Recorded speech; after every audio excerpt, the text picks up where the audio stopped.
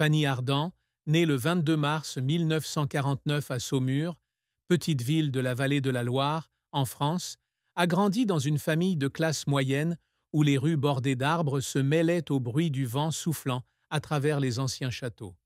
Sa vie, à l'âge de 76 ans en 2025, a été un long voyage rempli de rôles poétiques, de moments brillants sur grand écran et de larmes silencieuses dans le noir. Mais si elle devait choisir la plus grande tristesse, ce ne serait pas ses échecs de carrière ou ses amours inachevés, mais le décès de son partenaire de vie, le réalisateur François Truffaut, qui était non seulement le grand amour de sa vie, mais aussi son guide dans le monde de l'art. Cette perte a laissé un vide incompressible dans son cœur, une douleur qu'elle a portée avec elle à travers chaque rôle et chaque vedette qui a suivi. Cette tristesse a commencé dès les premiers jours de la relation de Fanny et François. Ils se rencontrent en 1981, lorsque Fanny, alors âgée de 32 ans, est choisie pour jouer dans La femme d'à côté de Truffaut. François, l'un des plus grands réalisateurs du mouvement Nouvelle Vague, fut captivé par sa beauté sereine, sa voix grave et ses yeux profonds. Fanny, qui a grandi dans une famille de militaires avec son père Jean-Marie Ardant, officier de cavalerie, et sa mère, Anne. Lecoq, une femme douce mais stricte, n'aurait jamais pensé qu'elle tomberait amoureuse d'un homme de 17 ans son aîné. Mais l'amour entre eux s'est épanoui comme un poème, intense et cinématographique, surmontant toutes les barrières de l'âge et des circonstances. En 1983, ils accueillent leur fille Joséphine Truffaut, symbole de leur amour l'un pour l'autre. Cependant, ce bonheur n'a pas duré longtemps. François découvre qu'il est atteint d'une tumeur au cerveau en 1983 et, un an plus tard, le 21 octobre 1984, il décède à l'âge de 52 ans dans un hôpital de Neuilly-sur-Seine, laissant Fanny et Joséphine dans un immense chagrin. Fanny a alors 35 ans, au sommet de sa carrière, avec des rôles remarqués dans des films de Truffaut comme Vivement dimanche. Elle se souvenait de ce jour où elle était à la maison avec Joséphine lorsqu'elle avait reçu la nouvelle de l'hôpital. Elle laissa tomber sa tasse de café et se précipita vers François sans se changer, pour le découvrir parti avec un léger sourire aux lèvres. Elle s'est agenouillée près de son lit, lui a tenu la main et a sangloté, non seulement à cause de la perte, mais parce qu'elle réalisait qu'elle n'entendrait plus jamais sa voix la diriger sur le plateau, ne le verrait plus jamais assis à son bureau, en train d'écrire des scripts tous les soirs. Dans les jours qui suivirent, Fanny tomba dans un profond silence. Elle refusa toutes les propositions de films, retourna dans l'appartement parisien où elle et François vivaient et s'assit tranquillement près de la fenêtre donnant sur la Seine, où ils avaient l'habitude de se promener ensemble. Elle a un jour confié à sa sœur Véronique qu'elle aurait aimé passer plus de temps avec François, qu'elle s'était laissée emporter par sa carrière et ses soucis personnels, au point de ne pas avoir eu le temps de lui dire un dernier mot d'amour. Le décès de François a non seulement emporté un partenaire de vie, mais aussi une partie de l'âme de Fanny, celle sur laquelle elle s'était toujours appuyée pour trouver l'inspiration dans l'art et dans la vie. Elle avait l'habitude de pleurer chaque nuit dans sa chambre, serrant dans ses bras la dernière chemise qu'il portait, sentant que son souffle était encore quelque part à proximité.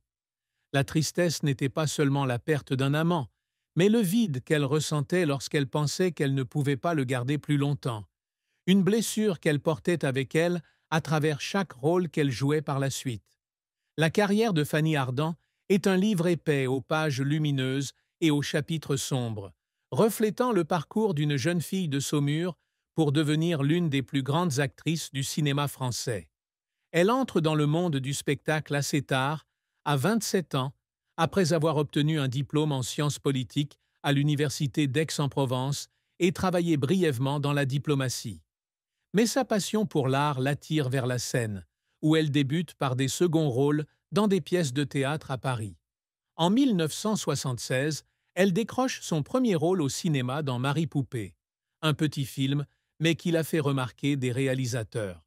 Avec sa beauté classique, sa voix grave et envoûtante, et son talent d'actrice émouvant, elle est rapidement devenue un visage prometteur du cinéma français. Les années 80 et 90 ont été l'âge d'or de Fanny.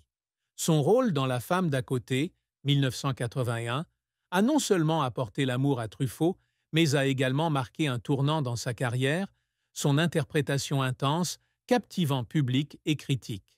Elle continue de briller dans Vivement dimanche, 1983, comédie noire de Truffaut. Et après sa mort, elle s'impose avec Un amour de Swann, 1984, et Sabrina, 1995, avec Harrison Ford, marquant son entrée à Hollywood. Son plus grand succès fut peut-être 8 femmes, 2002, où elle partageait l'affiche avec Catherine Deneuve et Isabelle Huppert, ce qui lui valut un César du meilleur second rôle féminin.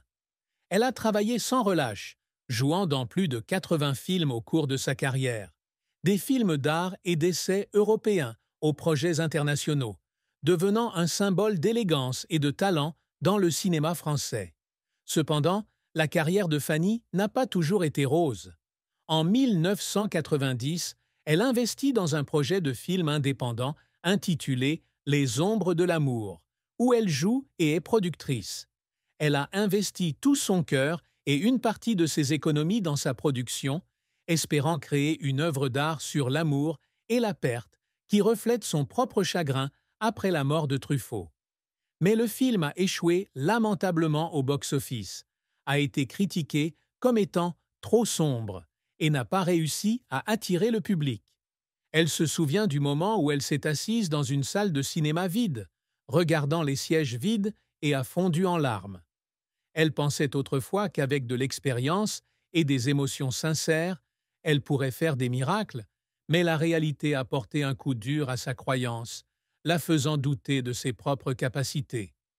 Un autre revers survient en 2005, lorsqu'elle joue dans L'Anniversaire, une comédie qui, espérait-elle, revitaliserait sa carrière.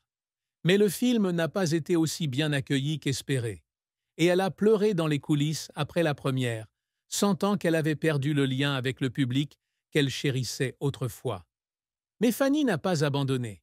Elle revient en force avec La Grande Vie, 2009, et Chimère, 2019, où elle continue de prouver que l'âge ne peut entamer son talent.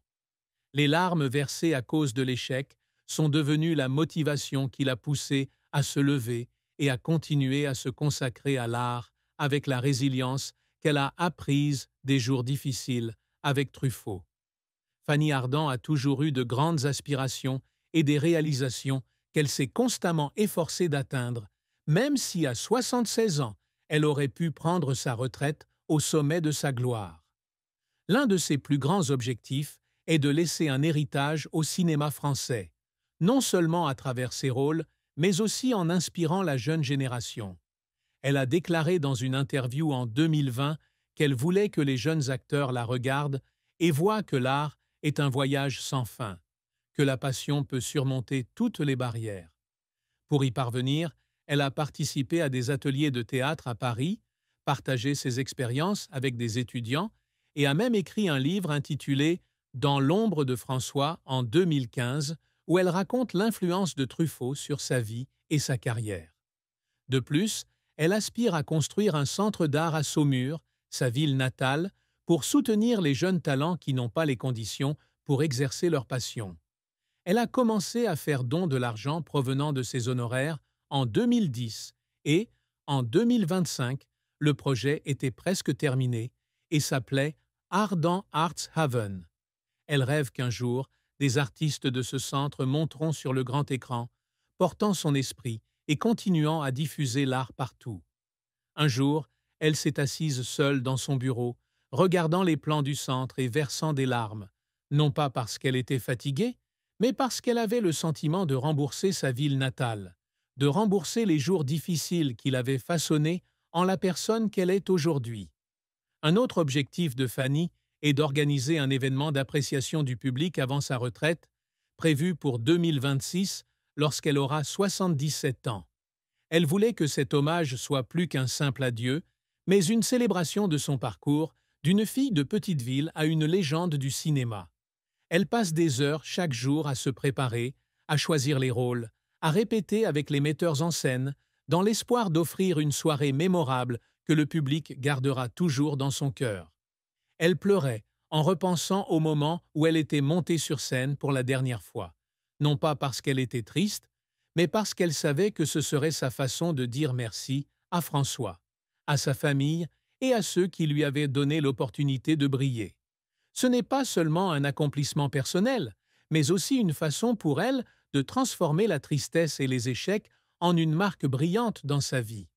En amour comme en mariage, Fanny Ardant est une femme de contradiction, au cœur passionné, mais aussi pleine de cicatrices. La relation la plus importante de sa vie fut celle avec François Truffaut, qu'elle n'épousa jamais officiellement, mais qu'elle considérait comme son mari dans son cœur. Ils ont vécu ensemble de 1981 jusqu'à sa mort en 1984, et leur amour a été l'inspiration de plusieurs de ses rôles. Après la mort de François, François